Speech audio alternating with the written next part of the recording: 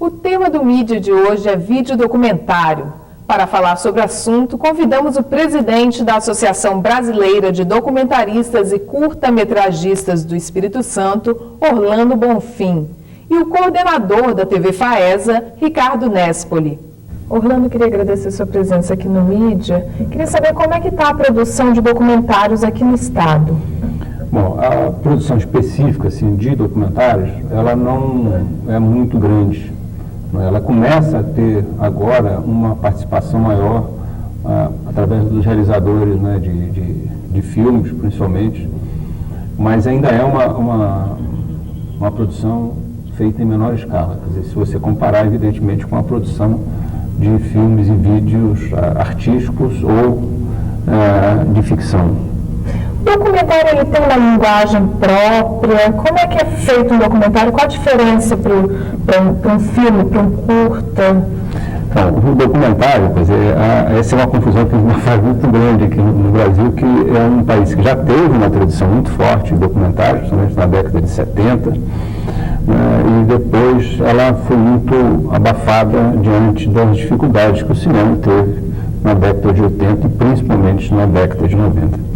No entanto, o documentário brasileiro tem uma característica diferenciada quando você fala do documentário principalmente cinematográfico, né, que trabalha com a linguagem cinematográfica. Quer dizer, ele não é uma reportagem, né, não é um informativo, né, ele se comporta como um espetáculo. Né, ele não extrapola ao assunto que está trabalhando, mas ele dá à história um conteúdo de linguagem dramatizada. Né? Então, ele pontua a história com idas e vindas, né? Com interferências, né? Com a colocação de uma pontuação que permita um acompanhamento quase que emocional do que está se passando, sem deturpar, claro, mas com uma visão muito própria, muito específica da direção. Essa seria a diferença das grandes reportagens para os documentários. Porque o documentário, como você fala, muita gente pensa, são documentários educativos que passam muito na televisão, né? Tem uma larga escola aí de documentários informativos, documentários didáticos, né? Documentários sobre a natureza, né? Que são coisas que ficam muito simpáticas na televisão, principalmente, mas o documentário que a gente fala, quer dizer, em cinema, principalmente, é o documentário que tem ideologia, né? Ou seja, ele não é que ele seja tendencioso, mas ele procura buscar dentro da história onde é que está a sua verdade, né? E expõe essa verdade de forma que o espectador tenha condições de perceber de que você está falando. Ou seja, o que é aquilo ali? Né? Qual é a origem daquilo? Quais são os fatores que se organizam para que aquilo aconteça daquele jeito? Quando é que a gente poderia tomar uma posição de dizer isso aqui dá um documentário? Quando é que nós enxergamos isso, no fato? Olha, essa é uma percepção, assim, muito sutil. Quer dizer, essa questão da linguagem cinematográfica, né, é quando você traduz um assunto em arte, né, você transforma alguma coisa em arte. Então, isso é muito sutil. Eu vi um documentário há pouco tempo sobre 3 irmãs no Nordeste que são cegas. E elas cantam na rua, cantam e tocam na rua para poder, né, ganhar dinheiro. E é um documentário tão lindo, tão fantástico, que é quase que mesmo uma obra de arte. Então você dizer o seguinte, quando é que foi que aquele diretor, quer dizer, ele percebeu que aquelas 3 mulheres, né, elas tinham algo a dizer diferente, né, e mais importante do que aquilo que a gente estava vendo na rua, né, dela simplesmente tocando, entende? é difícil, entende? Ou ao mesmo tempo, quer dizer, tem muitas coisas. Por exemplo, teve agora uma revisão dos documentários dos anos 60 e 70, principalmente, onde você tem um documentário como Opinião Pública, né, do Leon Hirschman, onde ele trata a questão da miséria no Brasil, principalmente na região do Nordeste, com os cortadores de cana, né, e com aquele pessoal que trabalha naqueles latifúndios.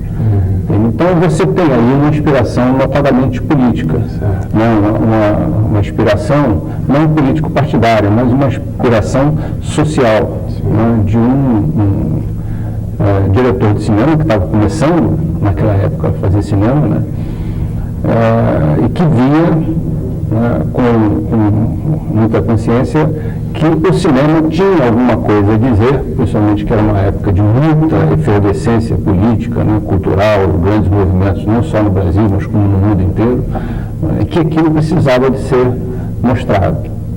Entende? Então, você tem desde esse ponto, né, onde você instrumentaliza, né, uma história, né, através da sua atividade, ou então desse fato, né, da percepção de alguém, porque esse diretor que fez, uma produtora do Rio, TV Zero, ele estava fazendo um documentário institucional para Vale do Rio Doce, numa região aqui no norte do país. E passou por essas três mulheres, por acaso. Não era o que ele estava procurando, mas ele olhou, ouviu, né, elas e se encantou e fez uma coisa lindíssima. Que nem no caso sobre o caso talvez daquele vídeo documentário Buena Vista Social Club, que os cantores de Cuba já estavam esquecidos e de repente, de uma hora para outra. Um alemão. Vendo eles, né? Tem os documentaristas soviéticos, seus irmãos Vertov, eles simplesmente pegavam a natureza, a realidade. Por exemplo, pegavam a primavera e viam o desabrochar da primavera. De um lado, nós temos estudantes que muitas vezes não entendem o conceito de documentário e se colocam muito presente com a pessoa física dele, narrando os fatos, como se fosse uma linguagem jornalística, digamos assim, que a permite. Você acha que o documentário, o filme documentário, ele consegue permitir essa entrada do narrador, de um repórter, ou isso não é admissível dentro de um documentário? Olha, a escola mais forte do documentário, desse documentário cinematográfico artístico, ele procurou, principalmente a partir do momento que você teve acesso a câmeras e sistema de captação de áudio direto, ou seja, sincronizado, quer dizer, um sistema de som que captava o áudio e ele ficava sincronizado à imagem, né, que é uma coisa que passou a existir no final dos anos 50. Você passou a ter equipamentos móveis como o Nagra, que é um equipamento hoje, para os dados da vida, era monstruoso, mas na época era fantástico. Então, isso permitiu que esse tipo de narração ele começasse a ser excluído da linguagem, né, a não ser utilizado. Né? E esse tipo de narração, principalmente com a presença do realizador, né, de quem está dirigindo, quem está conduzindo, passou a ficar muito restrito ao documentário da televisão, onde você faz reportagens, né, que se transformam em documentários. Né? O Globo Repórter, por exemplo, né, massificou isso. Antes dele, tinha um programa que era nacional, que era muito forte no Brasil, que era o Amaral Neto, repórter, né, um político do Rio de Janeiro, que se consagrou na televisão e fazia coisas assim, mas ele aparecia mais do que o assunto que estava sendo abordado, porque ele aparecia geralmente em posição estratégica na tela, muitas vezes até ocupando o espaço do que precisava de ser mostrado, interferindo, né, na imagem, né, criando um ruído entre o que ele estava mostrando e o espectador, muito desagradável. Né, e por isso também essas coisas começaram a ficar muito marcadas. né, e começaram a ter uma rejeição também. Mas isso não é considerado documentário ou a gente pega uma linguagem e acaba chamando? Acaba chamando disso sem fazer essas divisões, né? Quer dizer, na realidade são reportagens, né, onde você interfere, onde você conduz também o pensamento do espectador e não dá a ele a oportunidade de ter uma interpretação, entende? Então, a questão de você utilizar a linguagem cinematográfica é exatamente para você não precisar desses artifícios, onde você cria, né, uma trajetória, né, onde a pessoa vai vendo o filme, vai vendo o documentário, acompanhando, e ela própria, né, vai percebendo o que está acontecendo. Vai sentindo. Sentindo, vai se comunicando, vai sendo, né, conectada informaticamente, assim, com a linguagem, né? Professor Ricardo, eu queria saber, a FAES é a única faculdade aqui no estado que tem o curso de rádio e TV, curso superior. Como é que vocês ensinam aos alunos a fazerem um vídeo documentário? Então, pegando o gancho do Orlando, o Orlando, a tradição dele é cinema, mas ele também já foi diretor de televisão educativa aqui no Espírito Santo. E vou até passar essa pergunta para ele, porque na verdade o nosso trabalho aqui é com televisão. E eu me lembro nos anos 80, que foi na época das minhas discussões teóricas, não? Se discutia muito sobre o formato cinema e o formato televisão, o terceiro formato seria o formato vídeo até. E hoje, nossa referência é televisão. Quer dizer, o estudante hoje é televisão. Eu ainda venho de uma referência cinematográfica tranquilamente e busquei isso, quer dizer, até hoje o estudante também pode buscar isso, mas se deixar no básico, ele vai ficar procurando a televisão. E quando nós nos deparamos com o trabalho de roteirizar, por exemplo, para documentário, a primeira coisa que o estudante faz é se colocar no vídeo. Ele tem uma certa ansiedade de se colocar no vídeo, de aparecer no vídeo. Há uma necessidade, engraçado isso, um exagero da necessidade de se aparecer no vídeo hoje em dia pelos estudantes.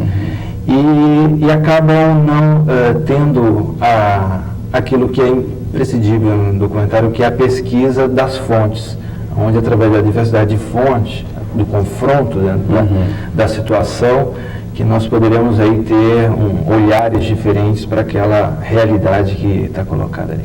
Então, o nosso grande problema hoje é dizer para o estudante que ele deveria deixar a realidade contar a história e não que ele conte a história. Já há uma interferência dele, é o fato de ele armar uma câmera. Nós temos aí antropólogos que trabalharam bastante esse início do audiovisual em contato com povos, né, eruditos e tal, e que isso já foi absorvido pela academia como se fosse uma caneta. Quer dizer, a máquina hoje também é uma caneta, uma decodificação da realidade. Mas eu concluo dizendo que o nosso principal problema é fazer o estudante entender que a realidade, ela conta por si própria, a imagem conta, a imagem fala. Mas os estudantes, eles demonstram interesse em produzir documentários, ou eles estão mais voltados para a área de TV, fazer cinema, mas não documentário?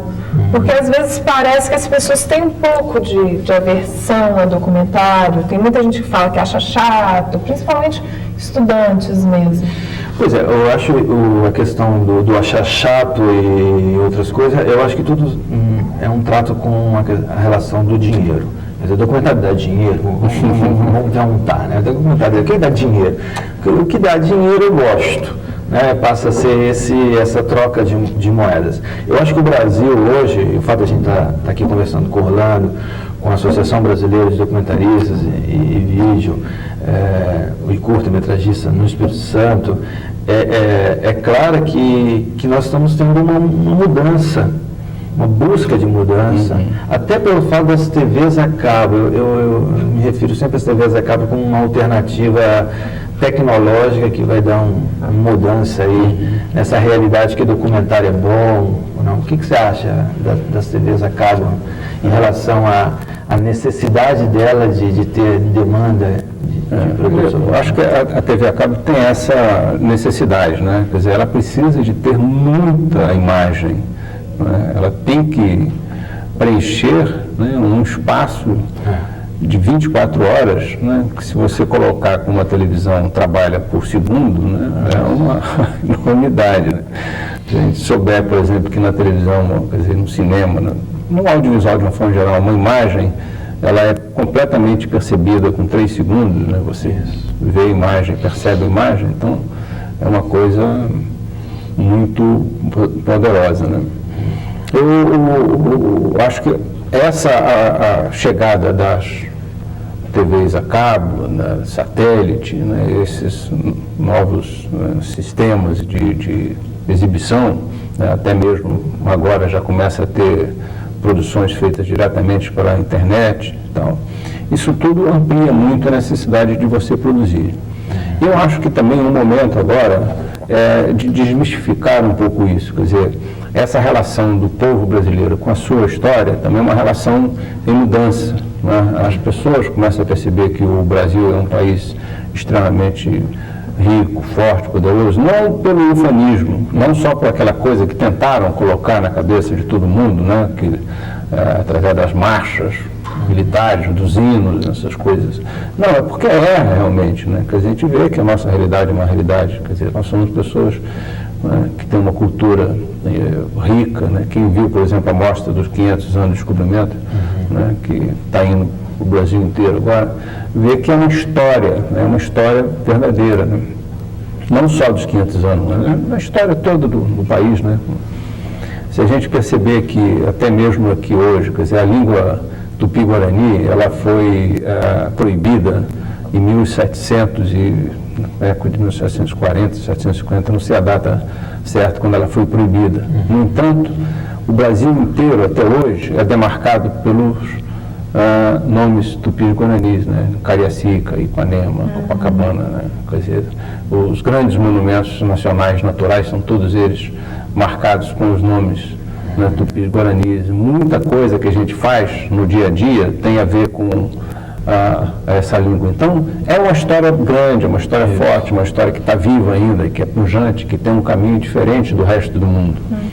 Então, eu acho que nesse sentido também, o cinema volta. E o documentário hoje é um documentário que também está ganhando uma aceitação muito grande. Quer dizer,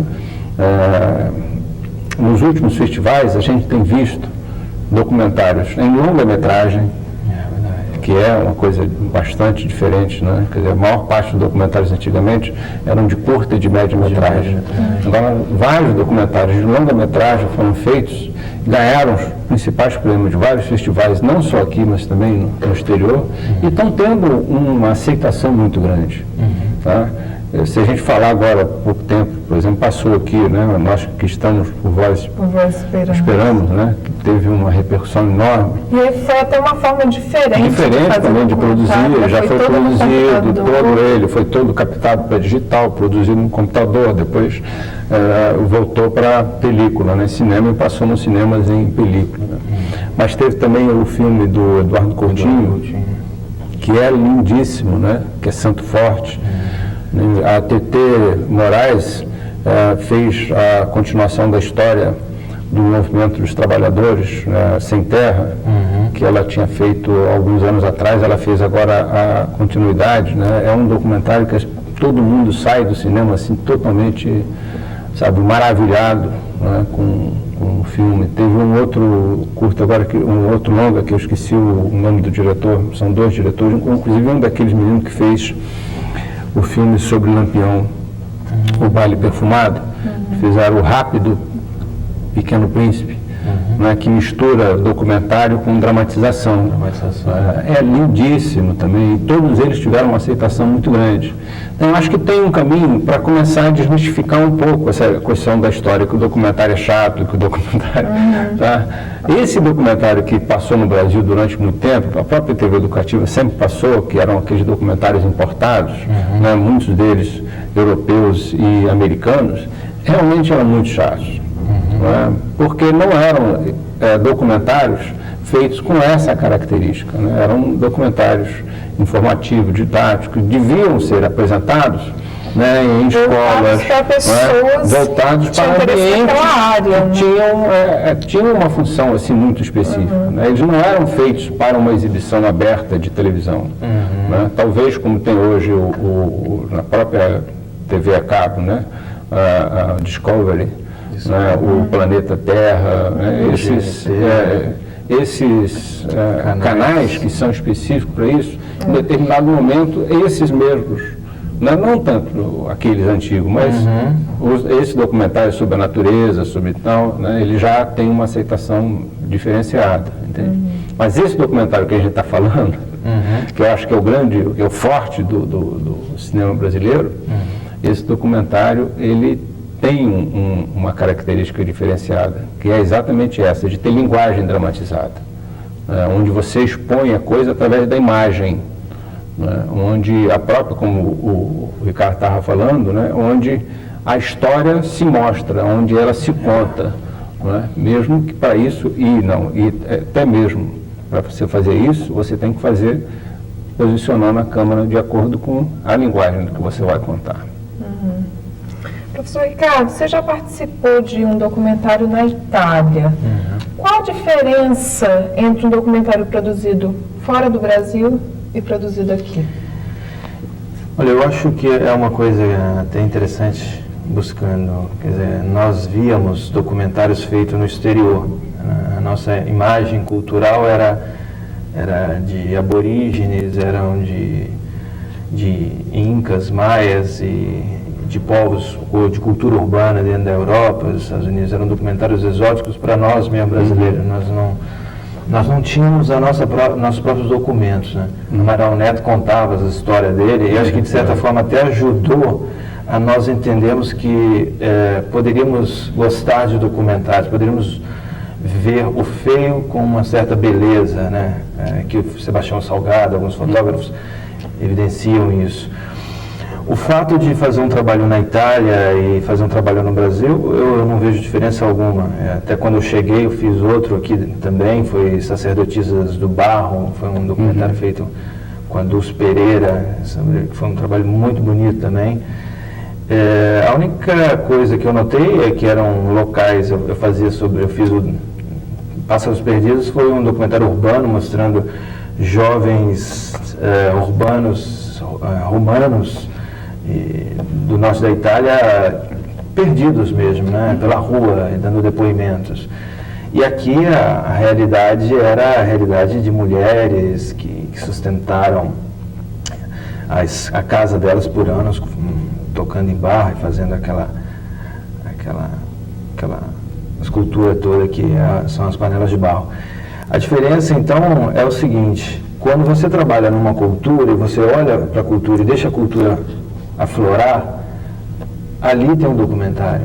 E quando você vem para uma outra cultura e deixa a cultura aflorar, ali tem um documentário. Quando a Claude, né, que veio e disse da questão do problema de caricaturar a realidade, são equipes de televisões extremamente ansiosas por gravar e para ir embora, porque é um trabalho que você faz com fábrica de biscoitos, né? Você faz um aqui, faz outro lá, e você não deixa, você não tem acho que você não tem a técnica etnográfica de perceber minimamente, sentar e observar o fato, deixa ele acontecer, né? Você não tem que ir embora. Acho que o documentarista não acaba, né? Acabou, vou embora para casa e corta. Não tem horário, né? Não tem horário. Ele vai ter que se expor, ele vai ter que esperar o gato pular a cerca. E se não pular, ele vai ficar a noite inteira esperando o gato.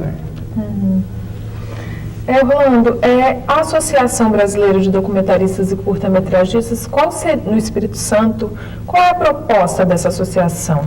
Bom, a BD, né, que ela é mais conhecida como ABD, aquela sigla. Aliás, ela pegou esse nome porque existia uma entidade na França Internacional que tinha também uma característica muito próxima do que a gente queria fazer naquela época. A ABD ela foi criada uma época muito difícil no Brasil, que foi durante o período da ditadura militar, onde o Brasil era massacrado internamente, porque você não podia falar sobre nada, né? Tudo era censurado. E a gente precisava de fazer links, né? Principalmente com o exterior. E a França era um dos países que mais bem recebia, né, as notícias do Brasil, e era um dos poucos que tinha coragem de expor e colocar na imprensa o que estava acontecendo aqui. Então havia uma certa instrumentalização disso. E a BD, quer dizer, ela nasceu muito com essa característica de mostrar o que era o país, né?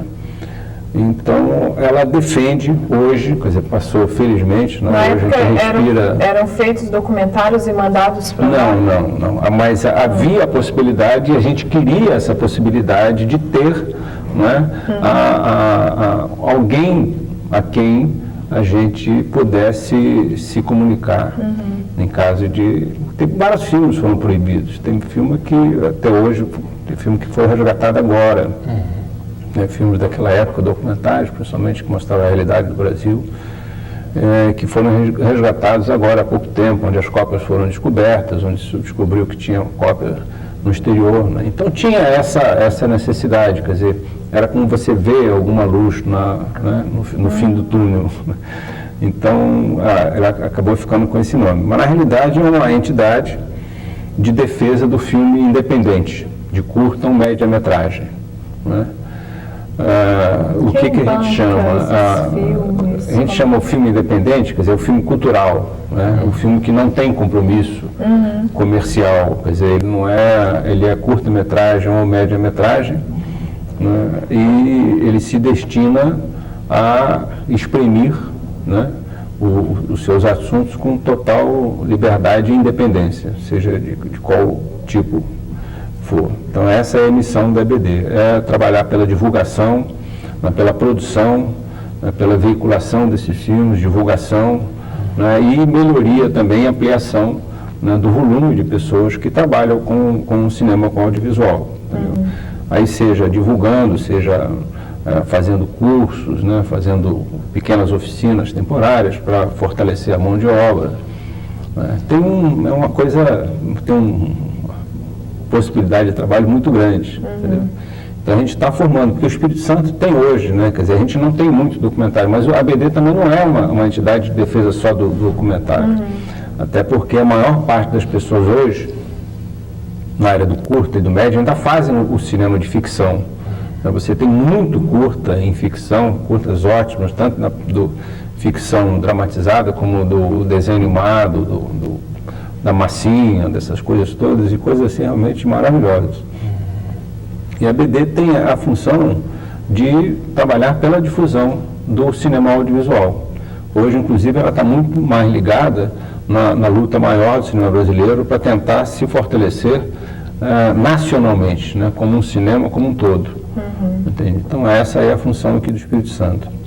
A gente já tem uma produção aqui muito significativa em cinema e vídeo independente, né? Cinema, no vídeo você tem muito vídeo aqui premiado em vários festivais nacionais, vídeos assim de muita qualidade. Os filmes também daqui têm tido uma receptividade muito boa em festivais, ganhando prêmios em vários deles.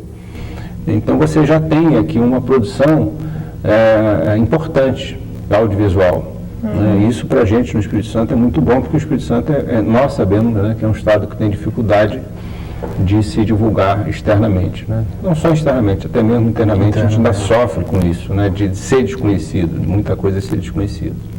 A gente tem trabalhado também muito, que eu pessoalmente acho muito importante, essa questão da produção do documentário, desse documentário cinematográfico, mesmo ele, cinematográfico, digo pela utilização da linguagem, porque ele pode ser feito também em vídeo,